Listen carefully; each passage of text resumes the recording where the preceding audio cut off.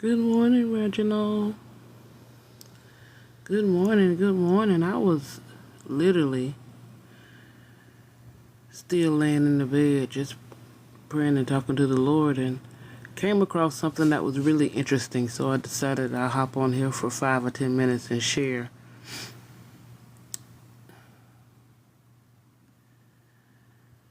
Y'all see this? The White House orders. The White House orders government DEI employees to be placed on leave. Good morning, guys. Good morning. I won't be before you long. Good morning. Hello. It says that the White House order to place government employees involved in diversity, equity, and inclusion (DEI) initiatives on paid leave has sparked a range of opinions.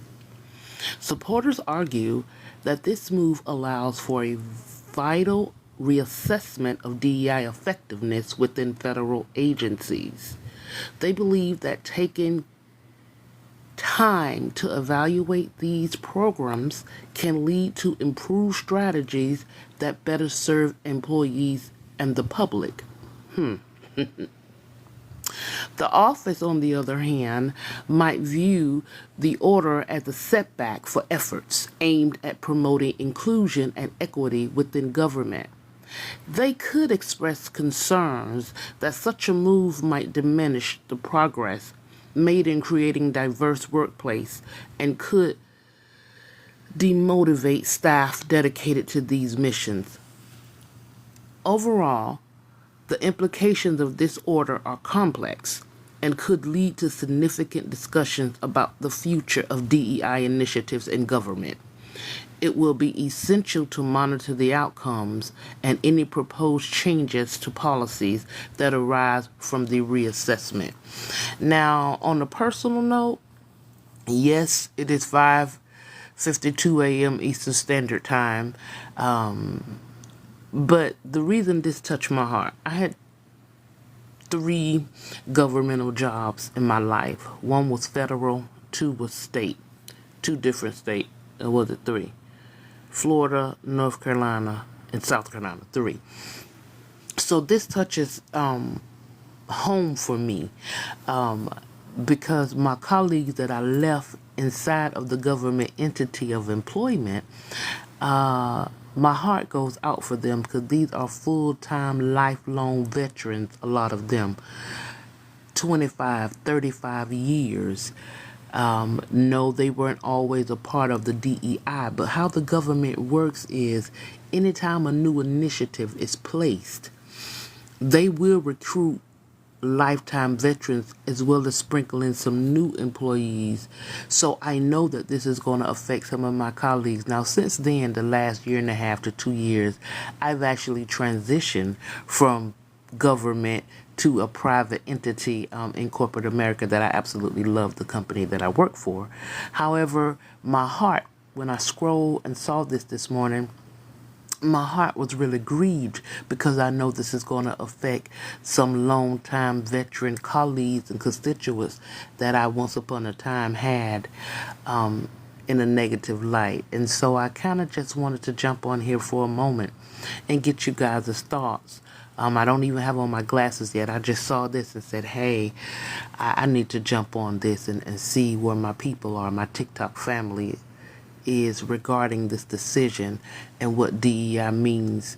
The DEI paid leave means to them and their families. Can I get some of you guys' thoughts? Good morning.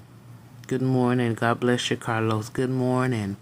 This is not my typical topic, but it did bother me this morning when I saw this. Good morning, Hermie. Oh, that Henry. Good morning. Good morning. God bless you guys. Good morning.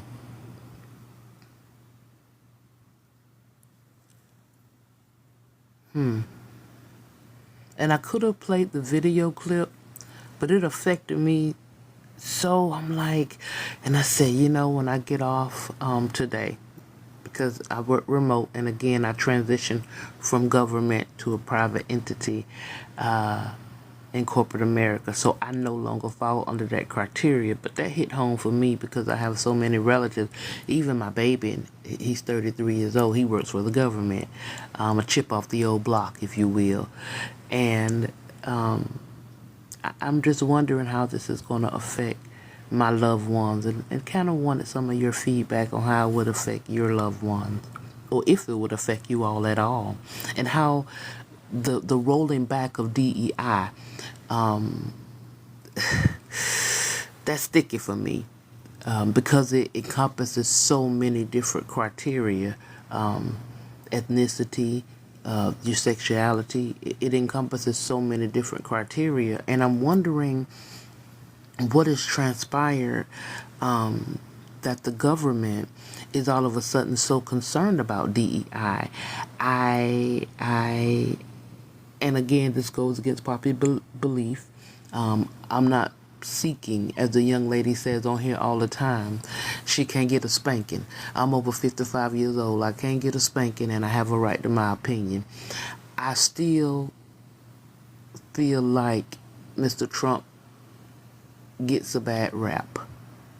I think that whoever, and I want to make sure I stress this, whoever is behind the scenes pushing the narrative, Mr. Trump just has the type of personality that he doesn't mind taking it out. Now, what he was offered to be the face of that type of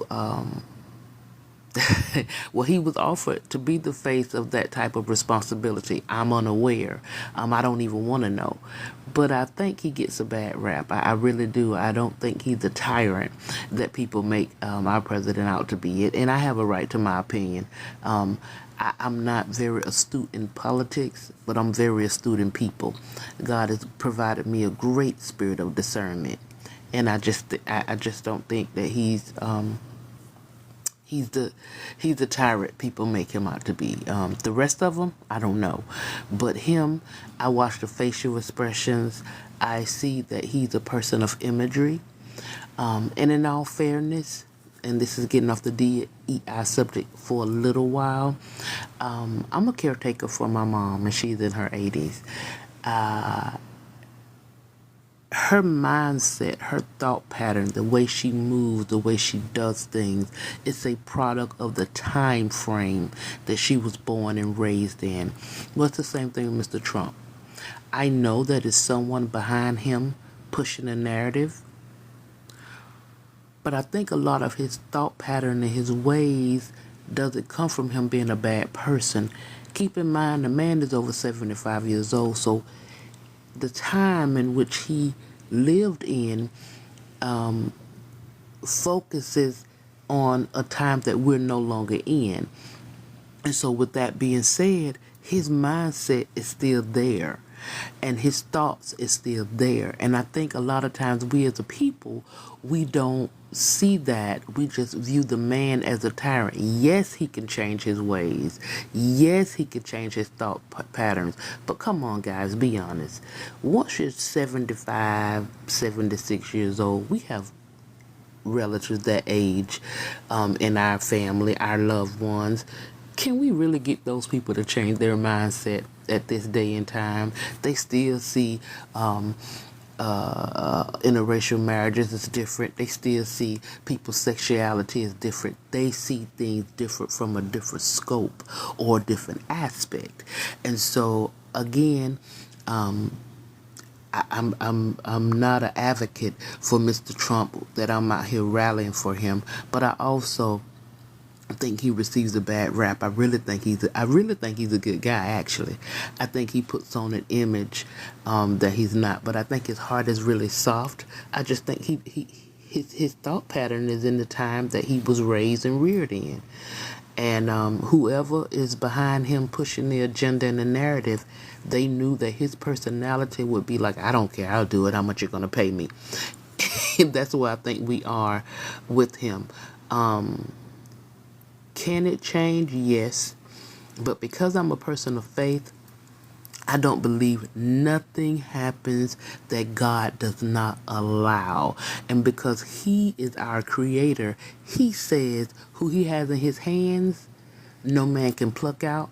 And he said he will in no wise cast us out. So no matter what decisions our government, our judicial, our executive board make across the board, nothing can happen that God does not allow. And the same God that touched Pharaoh's heart to change Pharaoh, I believe it's the same God that'll touch him. And I'm going to say this right here as well, and not just him, all government officials.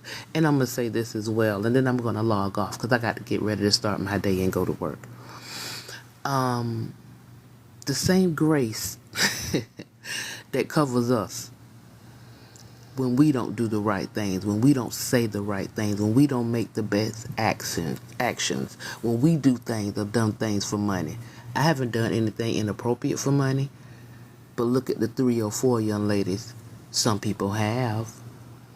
And I can go even lighter than that. Some people have done things inappropriate for money to survive. No judgment. You'll never get that from me. I'm all about positivity. My point I'm trying to make is the same grace that covers us. I wish we would just give President Trump some grace. That's it. Give him grace and realize that he's not acting on his own. It's somebody that we can't see. It's a face that we don't recognize that's pushing the narrative. Why? I'm still unsure, because I'll be honest, I'm not astute in politics, but I'm extremely astute. That's my background, sociology. So I'm extremely astute with people. And the largest thing is I have the spirit of discernment. I have the spirit of discernment, and I could pick up bull, as you all say, a mile away. And I'll look at you in my spirit and say, the devil is a liar. I may not say it, because if it doesn't edify you, I'm not going to verbalize it. Again, I'm a person of positivity. But I pretty much can peg people right. And I'm telling y'all giving him a bad rep. He's not who y'all think he is. The rest of them, I don't know. I haven't done research. I haven't observed Mr. J.D. Vance long enough. I haven't observed Ileana, or how to pronounce the first lady's name. I haven't even observed Mr. Musk. But Mr. Trump, I kind of observe, and I pray over him, and I pray for him, and I go in the spirit world for him, meaning I intercede for him. I intercede for his safety. I realize his shenanigans. I know when he's being fake because I can see in the spirit now. And so I wish that we would come together as a country and not be divided on issues, because we know God is an issue changer. He changed our issues. He's the same God. I appreciate everybody for stopping in. I love you all. There's nothing you can do about it. I may post this, I may not. I have to get prepared for my work day. But I want everybody to have a wonderful Won't God Do It Wednesday. And I kind of just wanted to touch bases in solidarity for my colleagues and my constituents that I left in the workplace of the government, and wanted to know how are they experiencing, how you guys, my TikTok family, experiencing this DEI rollout and rollback, and what it means and how it affects your family. Let me know in the comments. I think I may post this. You all stay safe and stay blessed, and I'll come back soon. Bye-bye.